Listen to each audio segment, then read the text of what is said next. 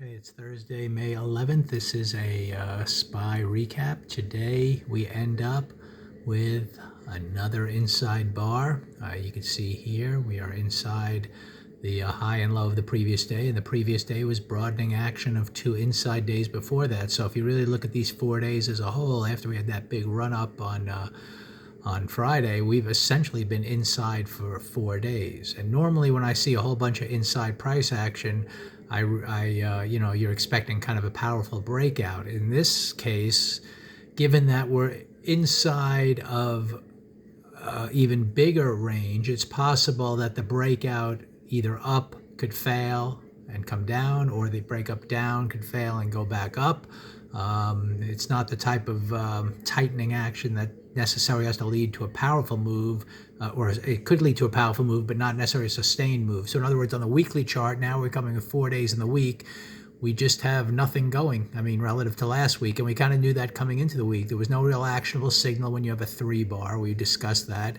And now we kind of have to see more how this week ends. And the more we look at it, the more it looks like it's going to be an inside week. And we're going to have to try to judge then into next week, do we continue up or down? I'm still maintaining kind of an up bias, given that we've discussed how the market did try to come down, take out the bottom of this range twice and failed. So now with this big reversal last week, green bar, it should try to get to the top of the range until proven otherwise. And I've discussed how proven otherwise is going to be a signal on the weekly chart, which right now you just can't predict. So coming into the day, after seeing this kind of big hammer bar reversal yesterday, it was a very choppy, day that failed on the downside, came up, it still closed red. You were expecting higher, but then right out of the gates, you see the pre-market range between the blue lines immediately starts near the low end of the range down here to open trading. So the best, follow through after a day like yesterday was going to start near the top of the range and break through the highs. And we knew that wasn't happening. So right away, you're almost in conflict. And, just coming into watching the pre-market coming into the session, you kind of, it's confusing, to tell you the truth, in terms of what really to expect. Even though in the bigger picture, I'm expecting things to go up, we're now have a big 3 bar here that then wants to open near the midpoint of that day and possibly start lower, but you're in the middle of this big range. So it's not even like on this, index, you have to trade. Until something becomes more clear, and we've been discussing that now for a while, how it's choppy, it's not clear, higher highs, lower lows, in the middle of a range. Big picture, weekly chart is had a broadening bar, so that could be choppy. We don't really know where that's going. The monthly chart broke its high and broke its low of the previous month. We don't know where that's going yet. We do have a little red action here, in terms of, from the open of the month we're down, and from the open of the week we're a little red. But, in terms of the overall, what's unfolding, we're expecting it to kind of go from low to high of the range. So there's a lot of conflict in play. And anyway, so if you just look at the structure on the day, let's get back to that. Once you kind of know the context, that's why you kind of go through this exercise on multiple time frames every day. Yeah, on the first bar here, we failed to immediately bounce up, had a red move, and then we had kind of a red breakout bar. So at that point, I actually bought, I'll show you some individual stocks that were moving up that I actually was more interested in trading. And truthfully, I probably shouldn't have even traded the SPY, just knowing what I just described, how all the uncertainty in play. But I did buy some puts here, and I shot a whole video that when you know the context of your, a lot of confusion, yeah, this could have started down and worked all the way to those lows. But I also know that I'm going to be very nimble, because I don't really have a high conviction one way or the other, and it went down for a little bit, and as soon as I saw it pausing at bar 3, I shot a whole video how I just exited the trade at a small gain. That was it. I didn't care if I missed the move. It wasn't doing what I expected, and quite frankly, it's not even like I expected it to head down there. I was a little leery of it given this big reversal from yesterday, but in terms of once you get in a trade, you want to see that immediate follow through. And if in some conditions, I might be a little more patient to wait for it. But in this one, knowing that I wasn't even certain to begin with, if we were going to get that big follow through the downside, as soon as it just didn't happen, you get right out. And that's a little, that's why it's hard to look at any given specific rules for every single trade. It all is relative to the context. So anyway, got out of it. And you can see here at that point, price kind of came up. I think if you were watching it closely and really wanted to judge the day, once you saw it kind of come down and test these lows and couldn't make a secondary move to new lows, right here would probably be a buy signal if you just wanted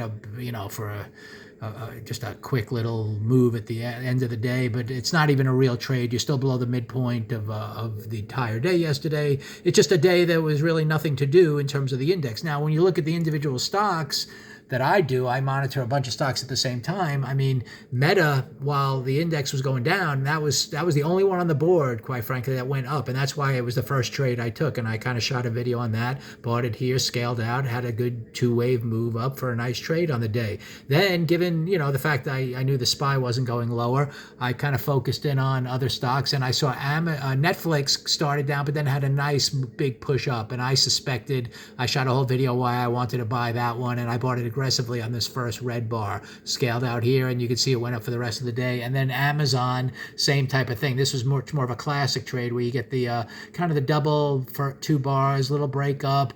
First pullback just came to the midway point of the first bar, 2 down, 2 up here. Here's a buy, to get the highs of the day. And as it turned out, you kind of got a push up and then another push up. So, there were certainly stocks, if you were biased to the upside overall, that moved up. There were also stocks like NVIDIA, if you really, that moved down. Not that I wanted to go short that, but you just kind of look around and, you pick the stocks that are that give you the price action that you're looking for. And that's, the way I kind of choose stocks. And if I look at these other stocks like AMD, that didn't move up from the beginning. And if I look at, the SPY is here, Microsoft didn't really have any kind of a strong move to start the day. So, every stock has its own story. And that's why I chose the ones I chose today. But anyway, in terms of the SPY, what happens next? We're kind of moving up a little bit after hours.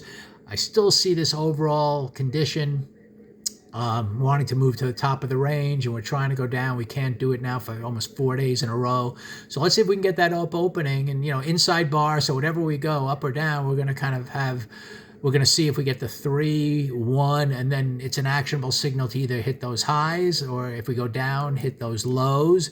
And let's say we do have a signal to go up at the highs and can't do it. That could be an interesting sign for what really develops next week, assuming we end up with an inside bar here and want to either break up or down. So it's a lot of uncertainty about where we go next, but it's definitely setting up for something. And you kind of know the nimbleness of it all. So if you get in a trade here on the 15-minute chart, just know you want to see immediate action of some kind of breakout. I mean, that's what's developing here, all kinds of, congestion. So if you're going to trade this, just know your context, and you want to see that breakout strong. Then you finally have it. Other than that, it's just time to really be very patient. So we'll see what happens going into tomorrow to end the week. Again, I think I don't know anything. I think, we'll find a strong breakout one way or the other, and that'll kind of lead the way out of these, the last 3 weeks here of all kinds of choppiness. And we'll find out, and again, once we have an inside bar here, it's going to be interesting into next week if we get we're going to likely break out one way or the other. And the interesting thing is that we're going to really get strong momentum out of that, or is it going to be kind of a failure move? Either one is going to be, offer good trading opportunities, I think, going into next week and towards the end of the month. So let's see what we get tomorrow.